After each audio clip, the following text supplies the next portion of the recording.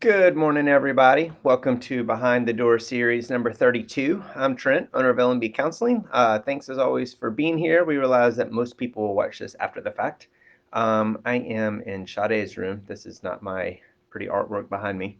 Um, Her office just works better than mine to do these. Today, wanted to talk about sleep. It's something we've talked about a couple times on Behind the Door. Certainly something we talk about in the assessments. And it's part of our metrics that we send out every 2 days just to see how people are sleeping, because I understand sleep and then screens, which we talk a lot about as well, can be great mitigators to our mental health. And so just wanted to give you some follow-up information. Saw a really cool podcast by Dr. Andrew Huberman. I would encourage you to strongly go check out all these. This is just more of a synopsis of what he said on one of the podcasts. I think it was about 2 weeks ago, specifically on sleep. And he does a really good job of just breaking things down into layman's terms so we can all digest it. So I'm just kind of doing a summary of that in a quick format so you can just get the high notes. Because the podcast was about an hour and a half. Generally speaking, we've talked about this, but I want you to think of it in three terms, like morning, afternoon, and night. And so in the morning, when the sun is rising, we are supposed to be cued to the sun rising. There's a couple things that happen when we awake and we're getting exposed to sunlight, even on a day like we had the past couple of days where it was really cloudy and overcast and foggy, because you get more lumens outside than you do inside. But you go out and you awake, and when you do that, you get this little shot of adrenaline and cortisol, and that is your alert to kind of get up, get moving, time to start the day.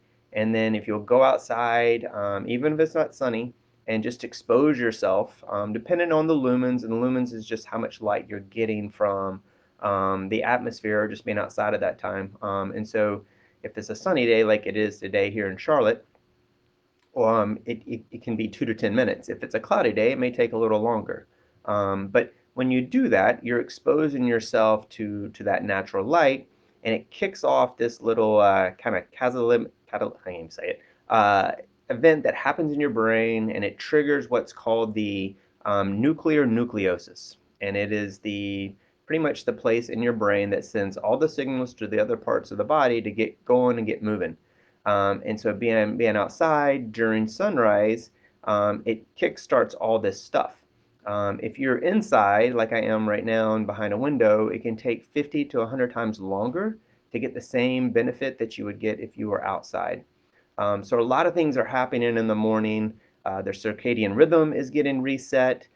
So that clock kind of starts kicking in for 12 to 14 hours, and what happens is there's this neurochemical called diacin that gets developed over the course of the day, and it builds up, and this is what actually makes you feel tired at night, and really is supposed to be a signal to go to bed.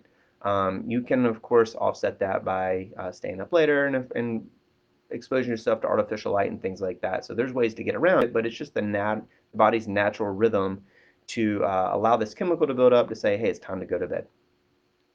So really important to do all that in the morning, get that exposure to that sunlight, or just be outside, get those lumens, maybe a little longer if it's a cloudy day, but it resets their circadian rhythm, resets this whole system, and it awakes the rest of your body to kind of put you into movement. So you'll kind of go throughout the day, and there's as attention goes, generally speaking, your tension and your body temperature rises, and then there's a fall, and then it's kind of at its peak temperature-wise around 4 to 5 p.m. And then focus, generally speaking, depending on if you're more of a night owl or an early riser, but generally speaking, you have focus, and then it dips, and then it goes back up a little bit before bed. So in the afternoon, you want to then go back outside when the sun is setting and expose yourself to that sunsetting. And so what that does is also sends a reminder to the circadian rhythm, and gives you some different other neurochemicals, different bumps to say, all right, we're on track, we're doing the right thing, and just keeps your body in tune with the rhythm of the sun. And so towards the afternoon, really evening, that's when you want to start limiting that blue light. If you live in a place, let's say like Alaska right now, where you don't have a lot of light, you're supposed to expose yourself to blue light and yellow light. I know blue light a lot of times will get it will turn, it feels like it's a bad thing, but it's not a bad thing during the course of a morning and the day. It's just as the night goes on, or evening goes on, excuse me, you want to limit yourself to that. So that is the thing that can be really disruptive to your melatonin. So as the sun's setting, get outside and do that. Don't expose yourself to too much blue light. Once the sun goes down, you want that Dyson to build up. You want your circadian rhythm to be in flow, and then that allows that melatonin to come on board and start secreting. And so that way it helps put you to sleep and helps you stay asleep. So at night, and we've talked about this a lot, is an hour before bed. Certainly no exposure to blue light, which is screens. TVs are fine, but like computer screens, your phones, tablets, that kind of stuff. You don't want to expose yourself to that. You don't want to expose yourself to events that cause high adrenaline, so maybe playing a video game or watching a scary movie, if those kind of things. Sometimes those jump scare things that can raise your adrenaline. So you don't want to expose yourself to that. You want to limit what you're eating towards bed. Obviously, you don't want to do hard exercises. Things like meditation and yoga or things like that are fine as long as they're not too intense. But you allow all this to naturally occur, and you don't put things in front of you that prevent your body, really your brain, from doing the things that it's supposed to do to help you fall asleep. So all those things, not being in front of screens, making sure you're in a good rhythm, you have a good routine, making sure you're doing that routine kind of at the same time, helps just start automating your brain to this sleep pattern. And obviously, sleep is the most important thing. So, a couple things to do for those of you who have trouble sleeping, and we do see quite a number of those people, is everyone, as you think about it, there's tails. I mean, there's people that need more sleep, and there's people that need less. And let's say less is 6 or 7 hours, or in the tail of the other end, it's 10 or 11 hours. For adults and kids, I mean, teenagers are a little bit different. Sometimes they require a little bit more, just because all their body's going through. But um, you want to be kind of in that sweet spot that we've talked about before, especially for adults, 7 to 8 hours.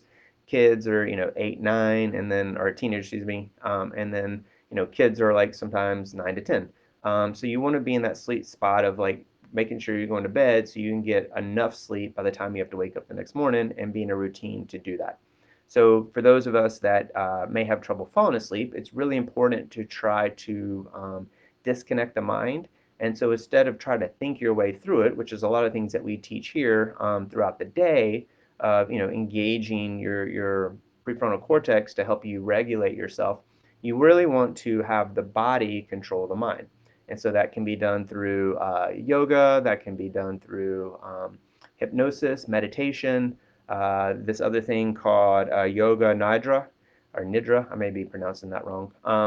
And we'll put links to all these things. But these types of things, they're kind of more muscle relaxation, and what it's doing is putting emphasis on the body, and by doing that, through your breathing and through maybe some of the movements, you're able to manage the mind that may be very active and very hyper alert.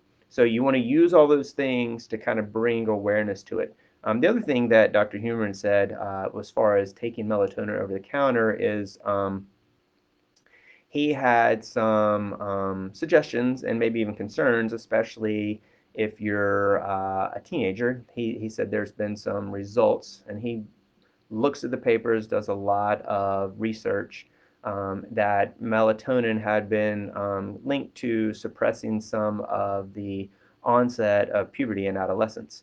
And also the problem of it's not regulated when it's over the counter, so it's not really clear exactly all that you're getting. I kind of equated to olive oil.